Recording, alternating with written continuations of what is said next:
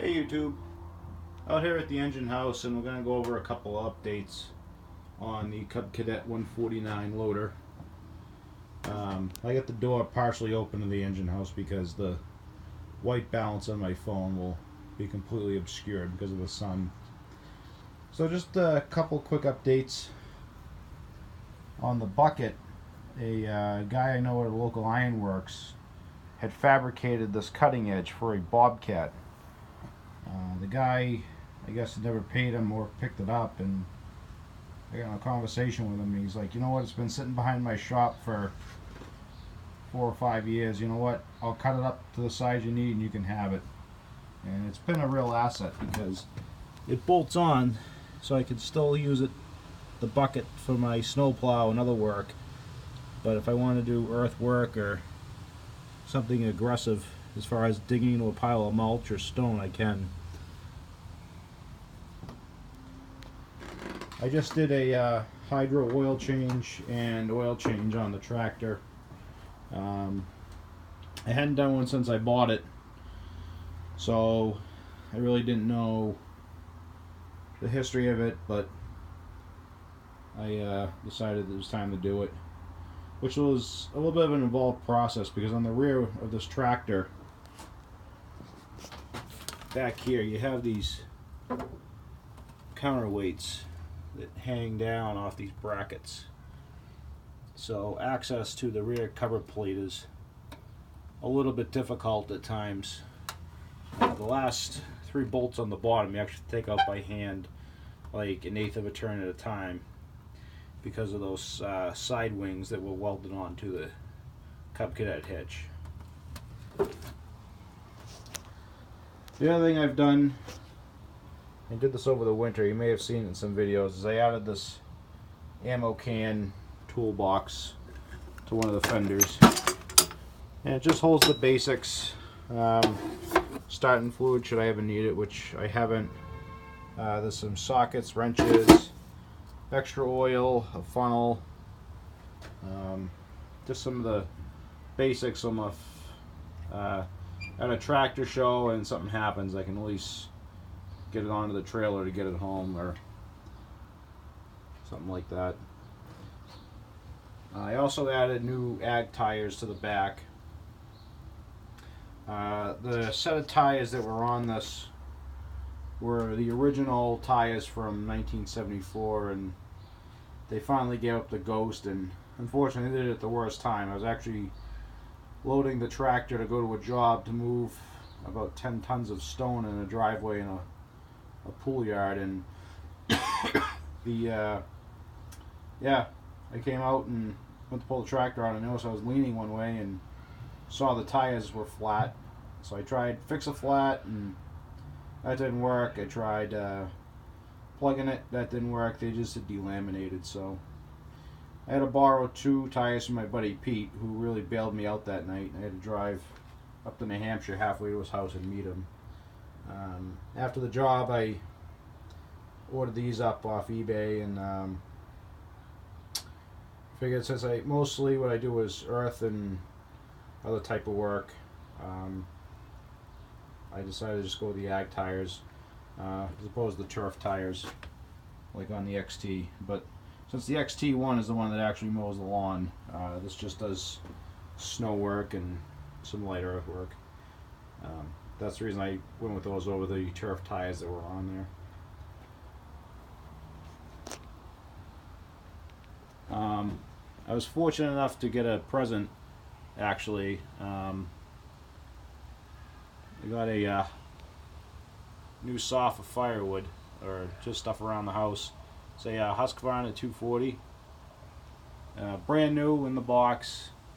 I know it's on the smaller side, but the story behind that was I was at one of my side jobs, and I was cutting trees at that job, and the boss noticed that my steel saw, it's sitting right there, it was just being difficult. I mean, it finally fired up, but it just wasn't staying running, and it was just having a hard time running that day, and when it was running it would just stall out. So he actually went to the store and said, hey, thanks for your help, and You know, I got you a gift for coming out and working for me today on Father's Day on such short notice. So I thought that was very nice of him.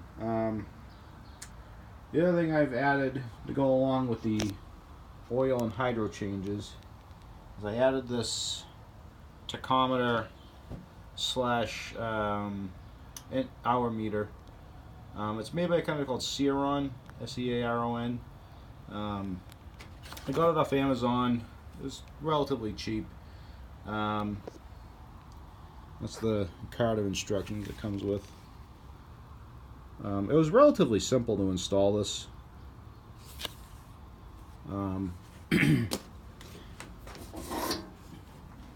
It comes out through one of the holes in the dash panel, and the red wire senses the induction in the spark plug cable, and the white wire just goes to a ground source, which I just picked that bolt head right there, that nut, and just grounded it out there. And you have to set it to how many sparks per revolution to get the accurate reading of your tach, which is, this focuses, there's the RPM ranges. If you're wondering if you have a Cub Cadet, your Kohler K321 or probably other single cylinder Kohlers are going to be the 1P 2R, the 1 spark per 2 revolution. I tried looking on the internet for that information, and of course I heard 1,000 different opinions, so I called Norman over at iSaveTractors.com, and he was gracious enough to confirm that it is 1 spark per 2 revolutions on these Kohler engines. So I put it in, and I just mounted it with some double-sided tape in the back. I decided I want to go drilling through my dash panel. This was the better of all the meters on Amazon, but I've still heard people say that they're so I didn't want to go drilling permanent holes in case I have to remove it. But this isn't a building, so you know, it'll stay dry. I think some of the stuff these people were talking about is stuff that's been left outdoors. So I just tested it, so I got like 2 minutes on the meter. It gives you hour, then your colon or semicolon, then your minutes here. It also has a job feature. So if I was billing for time, or you were doing an installation, we would bill for time. It has a function where you can hit the select button, and it doesn't reset the hour meter completely, but it does start the stopwatch for a job.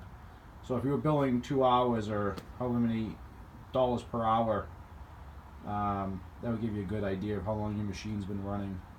So you get the key and fire it up.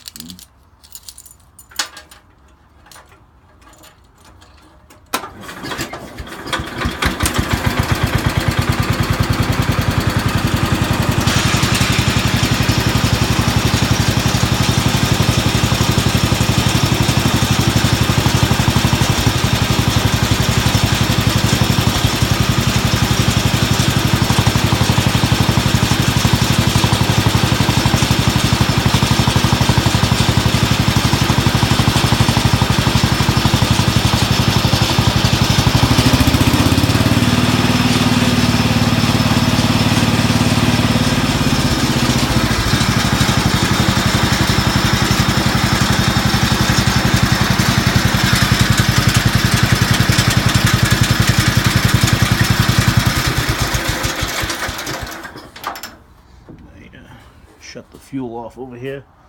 So yeah, that's the updates on the Cub Cadet 149. Just some of the projects I've been doing with it. Yeah, and then this the XT is still holding in there. I took off the deck this spring and washed it and repainted it with some farm implement paint, and other than that, it's been holding true. I use it to mow, like I said in one of my other videos, every other week, and it's been doing a great job for me. So anyway, guys, thanks for joining me, and thanks for taking your time to watch a little bit of this tractor update here. And if you want, click like and subscribe to my channel. Thanks, and have a good day.